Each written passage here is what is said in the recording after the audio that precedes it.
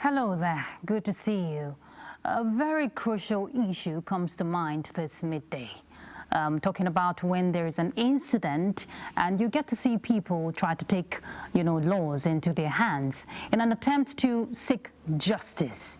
Well, on Panorama today, we will be looking at the consequences of taking those laws into your hands. Thank you for joining us. I'm Ruth Aguele. Welcome.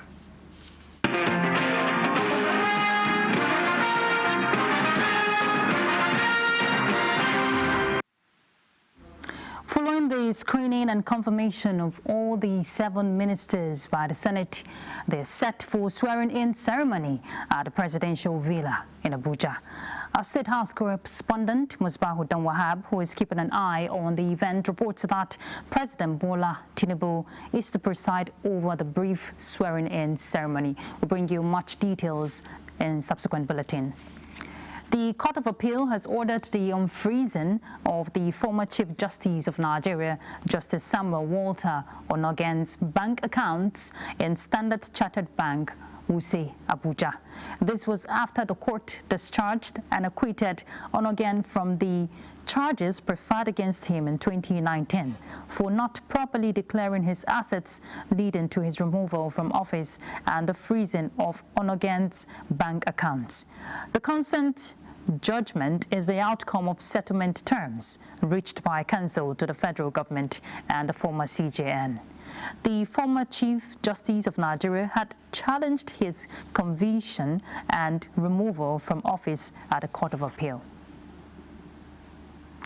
To other issues now, the Senate Committee on Solid Minerals says it will continue engaging key players in the mining sector to unravel the remote and immediate causes of minefield collapse in Shiroro local government areas of Niger State.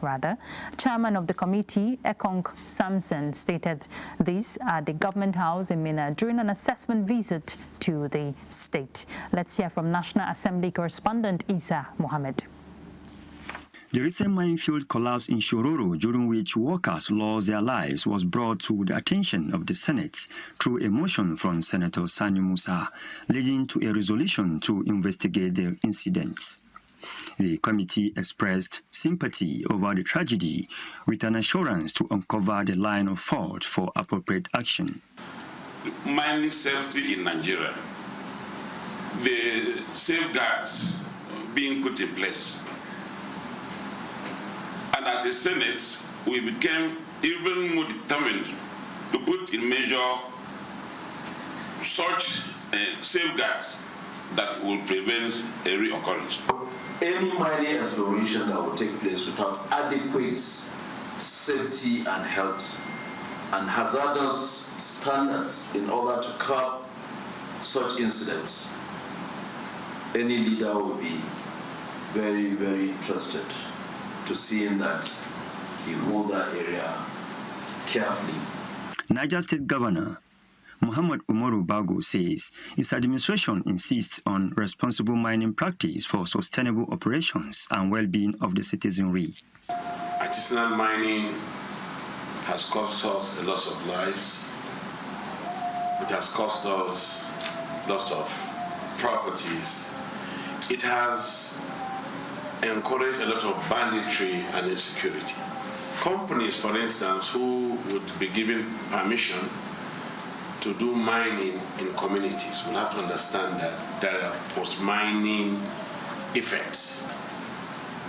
These are some of the initiatives in the new law we are about to pass. The committee reassured that its report will capture all concerns to ensure that mining activities in Nigeria are standardized and in the interest of host communities and the government. From Minna, Niger State, Isa Muhammad, NTA News. Now, looking at something very crucial, if you look at what's happening in society today, you hear of different cases of ill treatment to minors and people taking laws into their hands.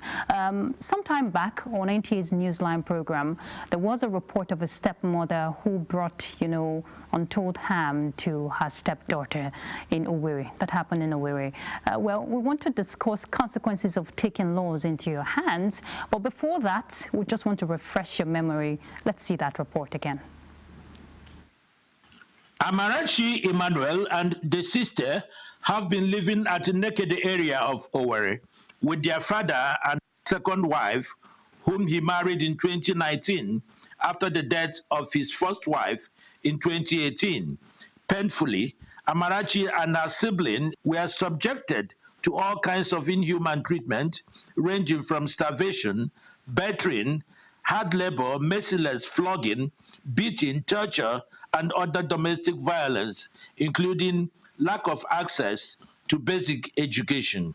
From their stepmother, Mrs. Blessing Emmanuel, who is also a secondary school teacher, until an Owerri-based journalist and human rights activist, Chidebube Okoma's attention was drawn to the plight of Amarachi, where she was hawking sachet water with burnt hands, including reddish eyes, which were inflicted on the poor girl by the stepmother over an allegation of cooking and eating the rice kept in the house. Disturbing details of the alleged abuse prompted immediate action from our police operatives. During questioning, Mrs. Emmanuel admitted to the offense. I bought 1 pint of rice. Okay. And then Sunday morning, I cooked 5 cups out of it. In the afternoon, we ate it together also. And then the remaining rice in the pot, I asked them to eat it. After eating it, the raw one, they took some cups and hid it. They didn't cook it. Okay.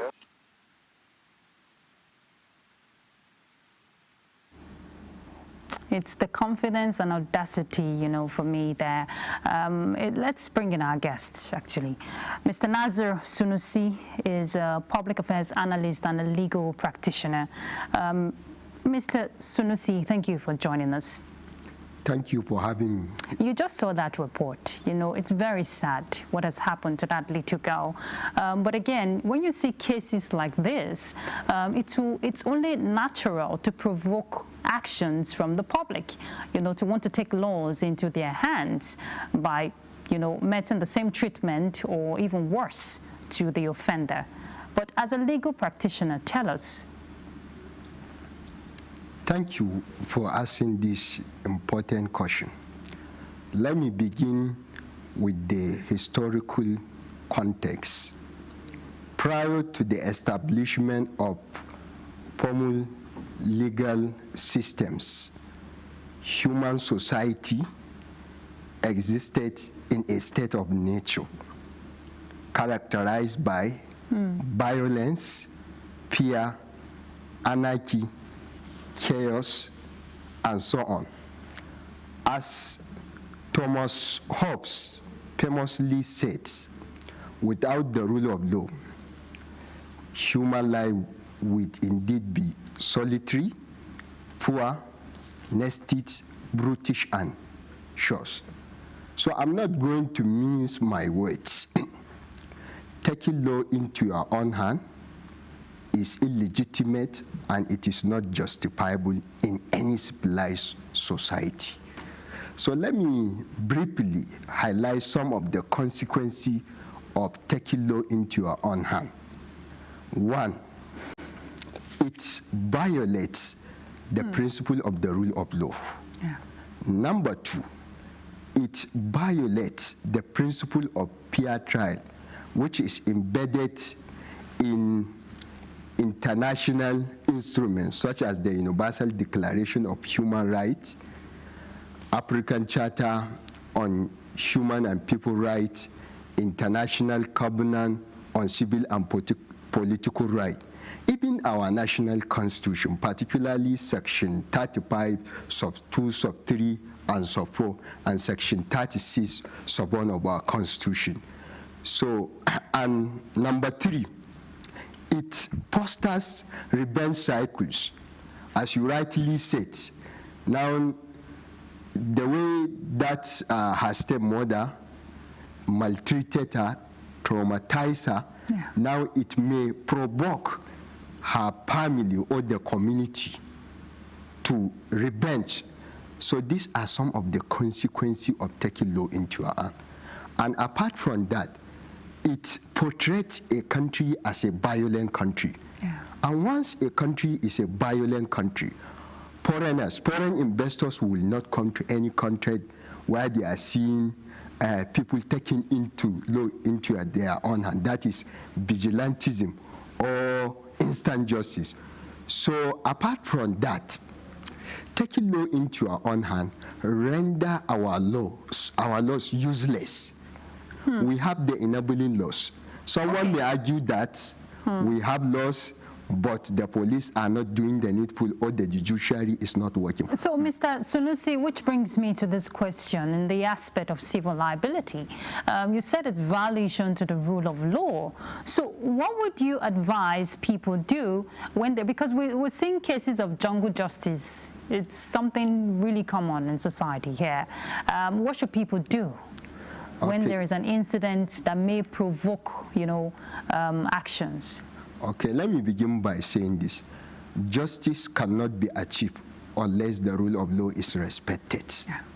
And secondly, without the rule of law, all of us will not be in this place we find ourselves. And anyone can fall a victim of such barbaric act. If society encourages mob justice or instant justice, anybody can fall a victim. Because sometimes little thing may happen and people without hearing from you may start beating you or set you ablaze. So my advice to the general public is that whenever an incident happens, let us try to calm down. Let us try to control our anger. Even though you may complain that the system is not working or that the system will it will take a long time before we get justice, it's better than to start taking law into our own hand. As I said it, everyone can fall a victim of such barbaric act. Yeah. So the person, let us report the incident to the nearest police station and follow up. Okay. All right, Mr. Nasir Sunusi, we have to leave the conversation there. Thank you so much for your time on Panorama. Thank you so much for having me. He's a legal practitioner, and while we ponder on those thoughts, let's take a break. Thank you for staying with us. It's barely 12 days to the Ondo governorship election, and the chairman of INEC, Professor Mahmoud Yakubu, says the state is calm, devoid of any pre-election anxiety. The INEC chairman expressed this at a meeting with media executives in Abuja, but appealed to journalists to sustain this record with balanced reportage of events.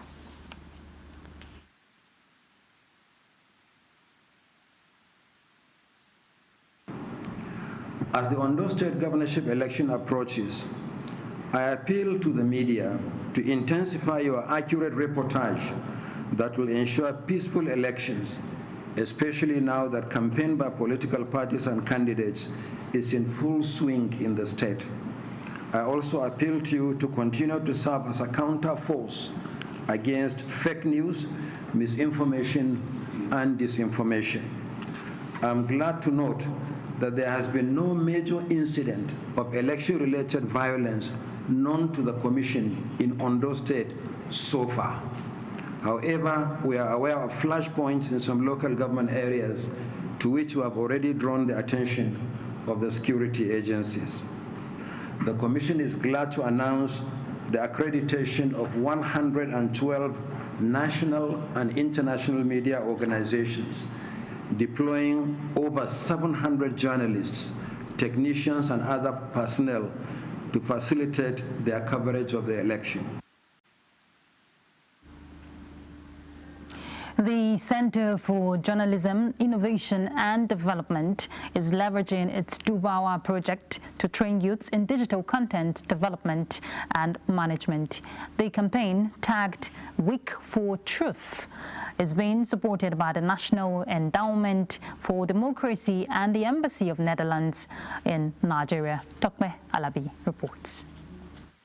The 2024 theme of this year's Global Media and Information Literacy Week is highlighting the transformative impact of generative artificial intelligence, digital content creators, and the public court. The initiative is to encourage youth of school-age brackets to always verify statuses of news materials, online content, and startups before dissemination to avoid misinformation and fake news. So whenever you hear a rumor, you need to double check it with other sources, official sources. And then I felt fact-checking is so important wherever you are, not only in this country, but also in the Netherlands. If I cannot confirm something from 3 independent sources, then it is not worth to be published. Dubawa in Hausa means to check the information, whether they are true and whether they are valid before making use of that. It is always good to double check your information, and that we have to make sure that the information we hear is always true, and we shouldn't always spread false rumors. I intend to actually carry this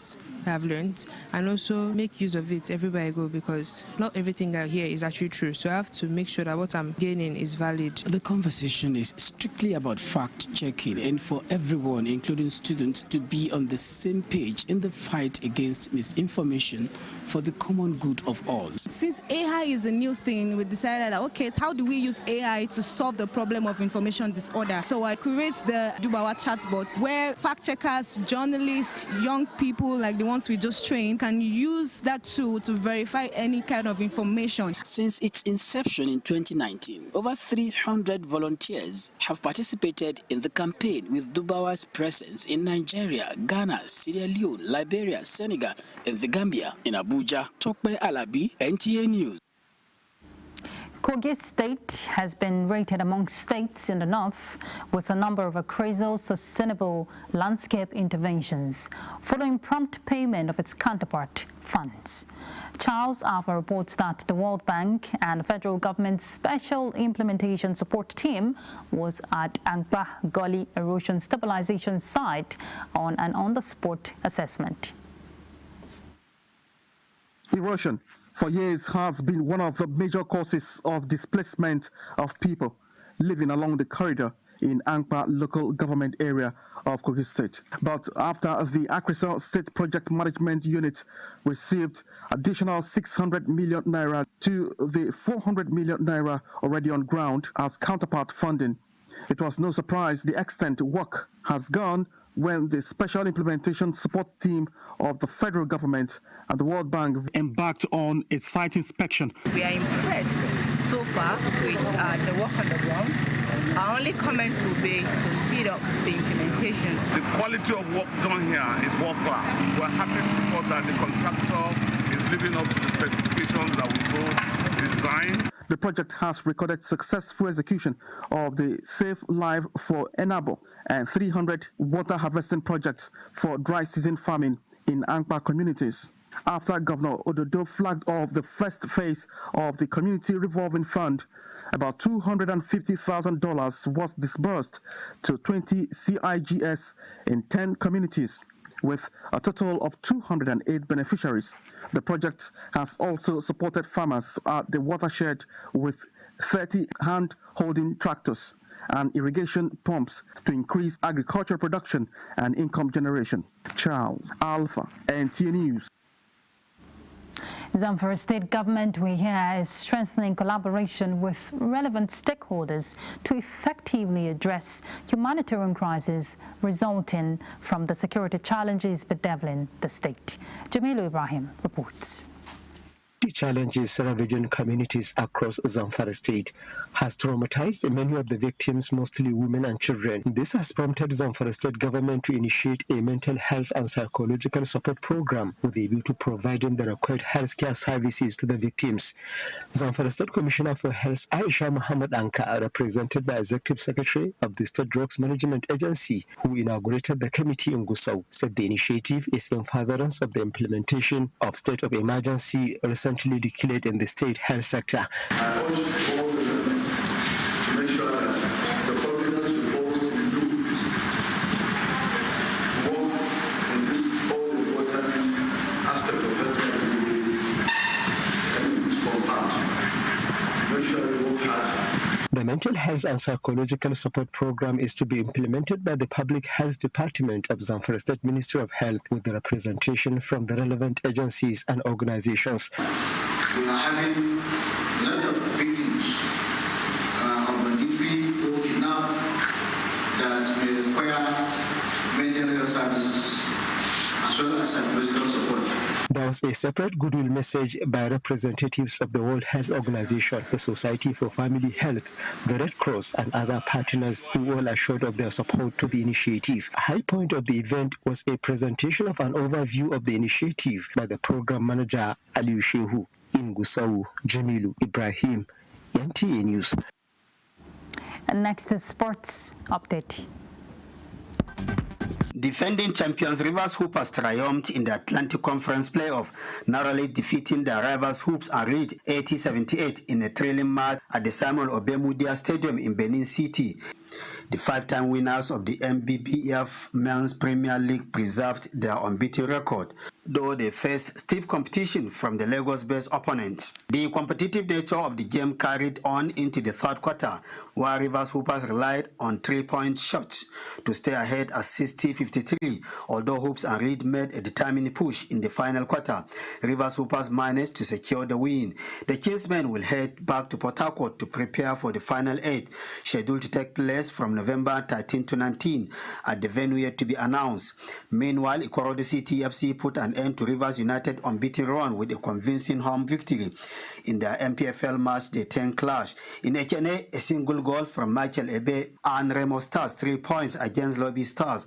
Gordon Obaje scored twice for Rangers International, ensuring that Nasarawa United left empty-handed, while Niger Tornadoes defeated Shooting Star 2-0 in Mina. In the Oriental Derby, Heartland FC triumphed over Abia Warriors with a solid 2-0 at the Umuahia Township Stadium. Bendel Insurance emerged victorious against Sunshine Stars with a score of 2-1, and Kano Pillars grabbed a late victory over Plateau United. Aqua United secured a 2-1 win over Kwara United, while Emba FC played to a draw with Bayelsa United in Yenagua. El Kanemi Warriors continued their unbeaten streak by defeating Katsina United 2-0. In other news, MFM Women's Basketball Club is in Monrovia, Liberia, for the FIBA Africa Zone 3 qualifiers for the club championship, which starts on Monday. 7 teams are competing in the championship. Nigeria and Cote d'Ivoire, along with host Liberia, each have 2 clubs participating, with 7 teams hailing from the Republic of Benin. Nigeria's other representative is the custom team from Abuja. The MFF squad includes 4 players who have secured Nigeria's place in the Under-18 World Championship in Serbia, scheduled for 2025. Kaptuwando Hamban Mavis led the Under-18 team, joined by Haminatu Ayoka Ayodeji, Idumabo Beji Pius, and Abigail Isaac. MFF successfully retained their title from last year in Lagos after defeating Nigeria Custom. For Sport Update, Amazongo, NTA News. And we're done with Panorama. Thank you so much for your time. I'm Ruth Aguele. Bye.